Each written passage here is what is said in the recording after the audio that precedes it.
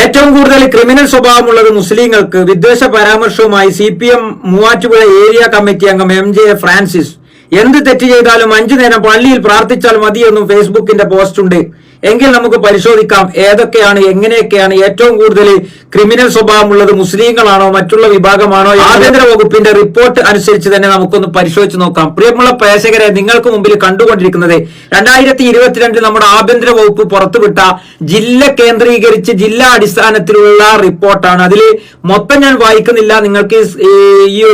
നിങ്ങൾക്ക് ഈ ഒരു പോസ്റ്റർ നോക്കിയാൽ തന്നെ മനസ്സിലാകും എങ്ങനെയാണ് കോലം, എങ്ങനെയാണ് കിടപ്പ് എന്നുള്ളതൊക്കെ നിങ്ങൾക്ക് കൃത്യമായി മനസ്സിലാകും. ഏതായാലും നമുക്ക് നോക്കാം. ജില്ലാ അടിസ്ഥാനത്തിൽ നമുക്ക് ശതമാന കണക്ക് നോക്കാം. തൃശൂർ റൂറലില് 0.24%, കണ്ണൂരില് 0.24%, കാസർഗോഡ് 0.28%, മലപ്പുറത്ത് ഇപ്പോ ഏറ്റവും കൂടുതൽ മുസ്ലിങ്ങളുള്ള മലപ്പുറത്ത് 0.33% മാത്രമാണ്, വയനാട് 0.36%, പാലക്കാട് 0.40%, കോഴിക്കോട് 0.45%, ആലപ്പുഴ 0.69%, കൊല്ലത്ത് 0.73%, പത്തനംതിട്ടയിൽ 0.87%, അതേപോലെ തന്നെ തിരുവനന്തപുരത്ത് 0.93%, അങ്ങോട്ട് എറണാകുളത്തേക്ക് കടക്കുമ്പോൾ 1.08%, ഇടുക്കിയിലേക്ക് കടന്നാൽ 1.30%, അതേപോലെ തന്നെ കോട്ടയത്തേക്ക് കടന്നു കഴിഞ്ഞാൽ 2.16%. കോട്ടയം ഒക്കെ എന്താണ്, എങ്ങനെയാണ്, ഏറ്റവും കൂടുതൽ പോപ്പുലേഷൻ ഏതാണ് എന്നുള്ളതൊക്കെ നമുക്ക് കൃത്യമായി മനസ്സിലാക്കാവുന്ന. ഞാനിപ്പോ വായിച്ചത് PC ജോർജിന്റെയോ അല്ലെങ്കിൽ ഏതെങ്കിലും അരമനയിൽ ഇരുന്നു കൊണ്ട് കുത്തിത്തിരിപ്പ് നടത്തുന്ന ആളുകളുടെയോ കണക്ക്. കേരളത്തിൽ ഏറ്റവും കൂടുതൽ ആളുകൾ സ്വസ്ഥമായി ജീവിക്കുന്നത് ക്രൈം റേറ്റ് കുറവുള്ള ഇത്തരം മുസ്ലിം ഭൂരിപക്ഷമുള്ള സ്ഥലത്താണ് എന്ന് കൃത്യമായി കണക്കുകൾ, ആഭ്യന്തര വകുപ്പിന്റെ കണക്കുകൾ വളരെ വ്യക്തമായിട്ട് നമുക്ക് സൂചന നൽകിക്കൊണ്ടിരിക്കുകയാണ്. ഏറ്റവും കൂടുതൽ ക്രൈം നടക്കുന്നത്, അതേപോലെ തന്നെ ആത്മഹത്യകൾ നടക്കുന്നത് ക്രിസ്ത്യൻ ഭൂരിപക്ഷ മേഖലയിലാണ് എന്നുകൂടി ഈ കണക്കുകളുടെ അടിസ്ഥാനത്തിലും മറ്റുമൊക്കെ നമുക്ക് മനസ്സിലാക്കാൻ സാധിക്കുന്ന ഒന്നാണ്. അതേപോലെ തന്നെ ഏറ്റവും കൂടുതൽ ഗുണ്ടാ സംഘങ്ങൾ വിലസുന്നത് ഹിന്ദു ഭൂരിപക്ഷ പ്രദേശങ്ങളിലാണ് എന്നുള്ളത് കൂടി നമുക്കറിയാം. ഓരോ ജില്ലകളിലും ഏറ്റവും കൂടുതൽ ഭൂരിപക്ഷം ഏത് മതവിഭാഗത്തിന്റെ ജനസംഖ്യയാണ് എന്നുള്ളത് കൃത്യമായി നമ്മുടെ കേരളത്തിൽ അറിയാം. ഇതൊക്കെ ഇങ്ങനെ പറയേണ്ട ഗതികേട്. നമുക്കൊന്നും ഇങ്ങനെ മതം തിരിച്ചുകൊണ്ടോ അല്ലെങ്കിൽ ഏതെങ്കിലും വർണ്ണം തിരിച്ചുകൊണ്ടോ ജാതി തിരിച്ചുകൊണ്ടോ പറയേണ്ട ഒരാളുകളല്ല നമ്മൾ. പക്ഷെ നോക്കൂ, നമ്മുടെ നാട്ടിൽ ഇങ്ങനെ വർഗീയപരമായിട്ട് ഛിദ്രത ഉണ്ടാക്കുന്ന രീതിയിലൊക്കെ പറയുമ്പോൾ നമുക്ക് ആഭ്യന്തര വകുപ്പിന്റെ തന്നെ കണക്കെടുക്കേണ്ടി വരികയാണ്. കാരണം നമുക്ക് ഇവരുടെ ഇടയിൽ ജീവിക്കണ്ടേ, അതായത് മുസ്ലിങ്ങൾക്കും ഇവരുടെ ഇടയിൽ ജീവിക്കണ്ടേ. ഇങ്ങനെ ഒരു മതവിഭാഗത്തെ ഇങ്ങനെ ടാർഗറ്റ് ചെയ്ത് ലക്ഷ്യം വെച്ചുകൊണ്ട് മുന്നോട്ട് പോകുമ്പോൾ ഇത് പറയാതിരിക്കാൻ നിർവാഹമില്ല. ഏറ്റവും കൂടുതൽ ഗുണ്ടാ സംഘങ്ങൾ വിലസുന്ന മേഖല നോക്കുമ്പോൾ അതും മുസ്ലിം മതവിഭാഗത്തിൽപ്പെട്ട മേഖലയല്ല.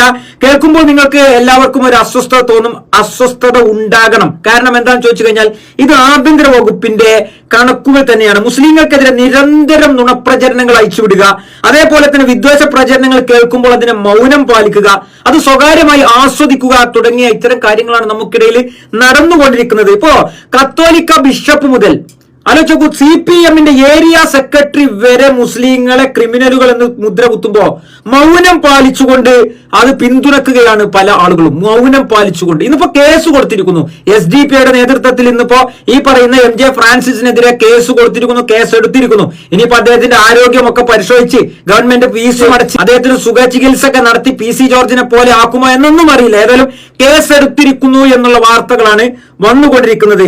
അപ്പോൾ നമ്മൾ പറയുന്നത് എന്താണെന്ന് ചോദിച്ചു കഴിഞ്ഞാൽ കണക്കും മറ്റുള്ള കാര്യങ്ങളൊക്കെ വേറെ ആയി നിൽക്കേ. ഇതാണ് ഇവിടുത്തെ പ്രശ്നം. ഇതിപ്പോ ആഭ്യന്തര വകുപ്പിന്റെ കണക്കുകളാണ്. ഈ കണക്കനുസരിച്ച് നോക്കുമ്പോൾ ഈ പറയുന്ന ആളുകൾ ക്രിമിനൽ സ്വഭാവമുള്ള ആളുകളായിട്ട് അത്തരം പ്രദേശങ്ങളിൽ ക്രിമിനൽ സ്വഭാവം വളരെ കുറവാണ്. നോക്കൂ, മറ്റേ ലവ് ജിഹാദ് പറഞ്ഞ എന്തെങ്കിലും കണക്കുകളുടെ അടിസ്ഥാനത്തിലാണോ? അല്ല. ഇപ്പൊ നമ്മളിവിടെ സംസാരിച്ചത് കണക്കുകളുടെ അടിസ്ഥാനത്തിലാണ്. ഇങ്ങനെ ആഭ്യന്തര വകുപ്പുമായി ബന്ധപ്പെട്ടുള്ള കണക്കുകൾ ഉണ്ടെങ്കിൽ അത് വെച്ചുകൊണ്ട് തന്നെ ലവ് ജിഹാദ് അല്ലെങ്കിൽ ഏത് ജിഹാദ് ആണെങ്കിലും അതിനെ ആധികാരികതമായി പറയുക എന്നുള്ളത് അത് നമുക്കൊക്കെ നോക്കിക്കാണേണ്ടത്, നമുക്ക് പഠനത്തിന് വിധേയമാക്കണം. നേരെ മറിച്ച് പച്ചക്കളവ് പറഞ്ഞു ഒരു ആധികാരികതയും ഇല്ലാതെ ആഭ്യന്തര വകുപ്പോ അല്ലെങ്കിൽ നീതിന്യായ കോടതിയോ ഒന്നും തന്നെ ശരിവാക്കാത്ത ഒന്നിലേക്ക് കൊണ്ടുവന്ന് വർഗീയത പറയുക, അതേപോലെ തന്നെ ഒരു മതവിഭാഗം ക്രിമിനലുകൾ ആണ് എന്ന് പറഞ്ഞുകൊണ്ട് മുദ്ര കുത്തുക, ഇതൊക്കെ ഏത് രാഷ്ട്രീയ പാർട്ടികളിലാണെങ്കിലും ഇതൊക്കെ ഒരേ മനോഭാവത്തോടു കൂടി വരുമ്പോ അവിടെയാണ് കണക്കുകൾ വെച്ച് സംസാരിക്കേണ്ട ബാധ്യത നമ്മളിലൊക്കെ വരുന്നത് എന്ന് സാന്ദർഭികമായി ഓർമ്മപ്പെടുത്തിക്കൊണ്ട് അപ്പൊ ഇനി അടുത്ത വിദ്വേഷ പ്രചരണവും വേറെ എന്തെങ്കിലും ഉണ്ടെങ്കിൽ നോക്കിയിട്ട് അതനുസരിച്ച് വരണം എന്ന് അറിയിക്കുന്നു.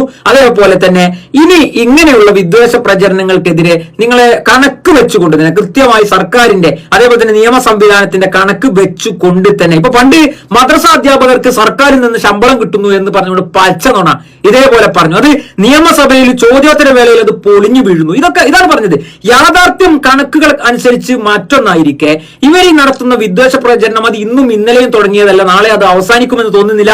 അതുകൊണ്ട് കണക്കുകൾ വെച്ചുകൊണ്ട് സമൂഹത്തിൽ ഇറങ്ങി പറയുകയും അതിലൂടെ അസ്വസ്ഥപ്പെടുത്തുകയും ചെയ്യുക എന്നുള്ളത് തന്നെയാണ് മതേതര മൂല്യങ്ങൾ ഉയർത്തിപ്പിടിക്കുന്ന ജനാധിപത്യ ബോധമുള്ള ആളുകളുടെ ബാധ്യത എന്ന് മനസ്സിലാക്കിക്കൊണ്ട് പരമാവധി ഇത് ഷെയർ ചെയ്തുകൊണ്ട് നിങ്ങളുടെ കൂടി പ്രതിഷേധവും നിങ്ങളുടെ കൂടി കണക്കും നിങ്ങളുടെ കൂടി ആധികാരികമായ മറുപടിയും കൂടി ആയി മാറട്ടെ എന്ന് ആത്മാർത്ഥമായി ആഗ്രഹിച്ചുകൊണ്ട് നമുക്ക് വീണ്ടും കാണാമെന്ന് ഓർമ്മപ്പെടുത്തിക്കൊണ്ട് നിർത്തുന്നു. നന്ദി.